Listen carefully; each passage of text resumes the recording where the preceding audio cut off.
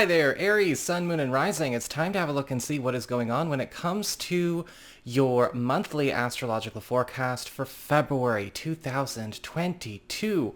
And just a quick reminder, if you're ever interested in getting a session with me, you can always go on ahead to my website, integrativemysticism.com, or you can follow the links in the down bar below. And don't forget to leave a like, share, and subscribe. Even comment whatever you have to say, because engagement, whatever kind, helps this channel out a lot. And so, with all of that out of the way, all the housekeeping out of the way, what is going on with your February? February is the month where it really feels like we're finally in a new year. And there is overwhelmingly nothing but positive energy going on for a lot of people.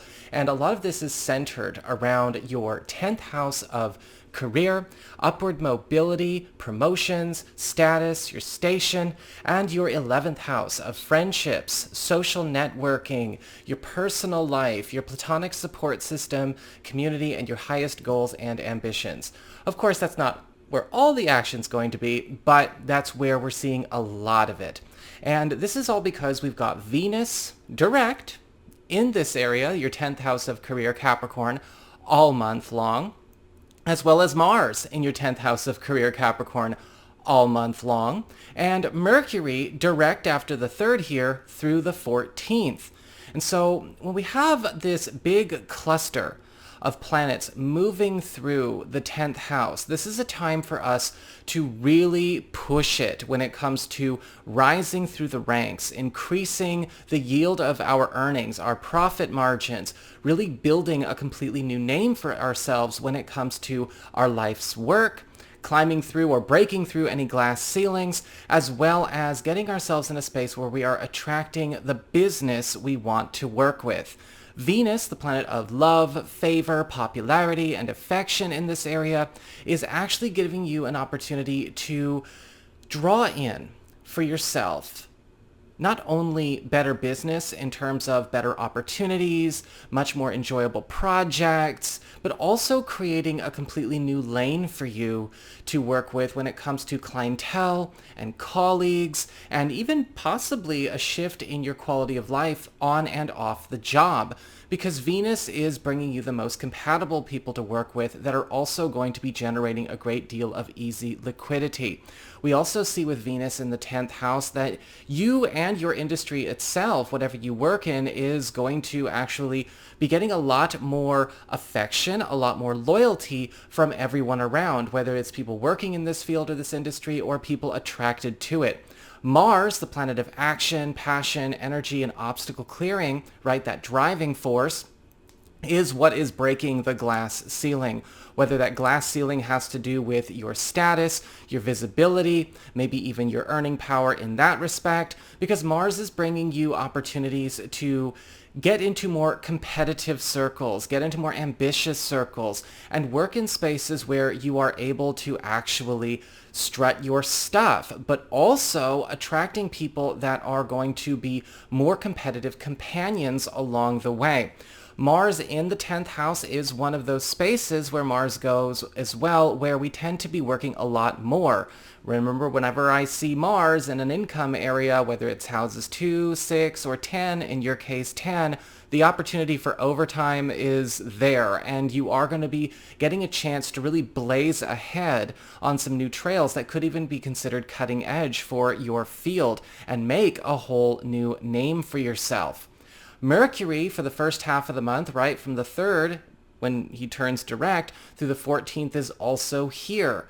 And so bringing in the energy of the communications, haste, and productivity that Mercury does. And with Mercury, we're speeding up your progress, speeding up the payoffs, and speeding up the products or the manifestation of the products of all of your hard work here. This can also be a great time for speeding up transitions that you would like to make in your field or in your career, whether you are looking to make a transition on the job or maybe even do something on the external. With Mercury here, all of these applications, these meetings, these conferences, these new engagements are already going to have fast turnarounds. And this can also be a wonderful time for a lot of you Aries people to transform the company that you keep professionally, because with all of these planets in your 10th house, you're also going to be around much more highly capable people, right? The cream of the crop is going to rise. That competitive energy of Mars is there. And so not only are the standards getting raised, but also the payoff and payouts of those raised standards will be present as well. We also have the Sun in Aquarius, your 11th house of friendships and social networking through the 18th of the month. And this is going to be a big focus on pulling in that energy of attention, enhancement, and support towards you from your community. We are drawing in a great deal of new friends, new collaborators, as well as getting a chance to bond more closely and even heal relationships or draw in relationships that have become distant with, our fellows, right? Because this is more of a platonic support system aspect. So we're looking at the guys, the girls, right? Fellowship, your entourage, your crew. This is also a time where you're going to find that with the Sun in the 11th house, not only is a lot of this going to work with you in a much more sweet and much more deeply personal way, but support from your community is also going to be much more palpable. In fact, Mercury is going to be in this part of your chart as well after the 14th through the rest of the month. And so with Mercury in the 11th house, we're also seeing the speeding up and productivity of all of our work to achieve a deeply personal goal or aspiration. Because with the 11th house, think about the loftier ambitions that you have. Think about the personal adventures, the big dreams that you would like to achieve in this life. Mercury here, alongside, all of this support that you're attracting in the first half of the month, is making it all the more easy. More options, more roads are opening for you.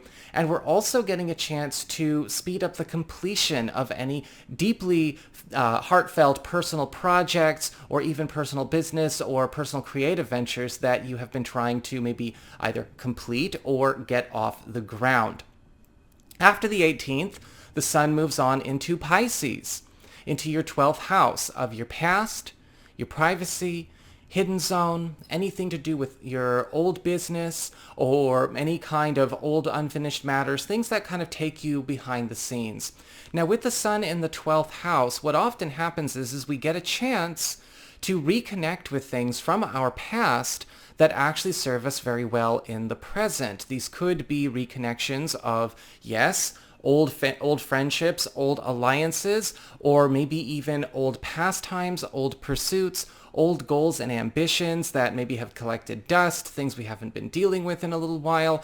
And sometimes with the Sun in the 12th house, we're also getting a chance to finally give some love and some time to things that have been maybe tabled in the past. Because with the Sun in the 12th house, we're getting a chance to take down a lot of walls, take down a lot of barriers, and also revive some things that maybe got stuck or stagnant in recent or maybe even less recent history. So you're going to get a chance to bring a lot of things that were taken off the table back on the table for yourself.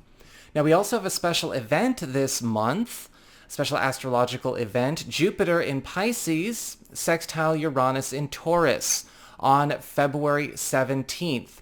However, because these are big, slow-moving planets, I do want to stress that when we look at this, we got to remember that we're probably going to feel this a bit before and a bit after. And the window period for this sextile is actually the 12th through the 22nd, while it is exact on the 17th. And so what we have here is an opportunity to enjoy the blessing or the lift up of two different places of our chart at once. Remember that this is about starting something new. This isn't about something beginning and ending and culminating all at one time in this window period. Astrology never works that way. So it's just about getting the ball rolling.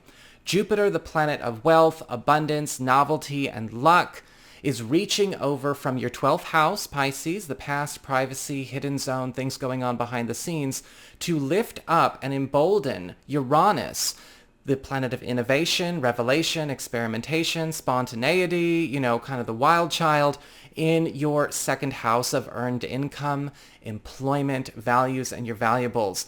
And there could actually be some kind of secret gift or maybe treasure being offered to you this month. There could be something that is actually given to you behind closed doors, something being revived out of the past, or possibly a hidden opportunity or a hidden bonus opportunity for you to take on either when it comes to your job or your earnings, but it is there. Let's finish up by talking about our lunations now. We always do the lunations, the full moon and the new moon last. So our new moon of the month actually happens on the 1st. Okay, so we've got a new moon in Aquarius, that 11th house of friendships and social networking, right? The platonic support system. New moon in Aquarius is going to be opening up a window between the 1st and the 15th for new cycles and new beginnings to occur here. And a lot of you Aries people are getting a chance to get a new community or a new sense of community. Again, this focus on highly capable people, devoted people, hardworking people, and those that are mutually enhancing matches are getting attracted to you in all ways. Now, this could, of course, be a new community forming out of what you have with the addition of a lot of new folks, or possibly a new journey or a new story being embarked upon with a choice friend or few friends, or maybe something sparked by the addition of a new friend or new potential BFF, new ally showing up in the beginning half of this month. And for our full moon, on the 16th, we see a window period basically covering the second half of February. We've got a full moon in Leo, your 5th house of love, romance, creativity, recreation, and parenthood. Now, a full moon brings culminations and transitions, moving on to a new story. And this full moon is basically going to be closing up a phase or closing up a chapter, closing up and releasing a status quo in this area of your life. This can be great for a lot of you who are single or maybe available to new people, because we are closing the chapter or closing the window period or closing the era of being single or seeking. And for those of you who are in existing committed relationships, this is likely going to transform the way we relate to each other, right? A transition of status, a transition of understanding, or the terms of this relationship are going through a massive push so that all involved can evolve and be better set in their own paths. A full moon here can actually change the future course of a relationship as we all decide to agree upon a completely different goal or a completely different outcome that maybe is a big turn from what we were striving for in recent weeks or even recent months or even recent years. This can also be the same for those of you who are in, a place where you're curious about children or your relationships with your kids, a new way to relate with your kids, a completely new status quo here, or possibly even just a whole new dynamic, a whole new boundary system, a whole new space of how we actually communicate and codify those communications is also coming online the second half of February. So that is what I've got for you, Aries people. I hope you enjoyed it. If you did, don't forget to like, share, and subscribe, because y'all know I appreciate it. And should you ever wish to get a session with me, go on ahead to my website. It's integrativemysticism.com.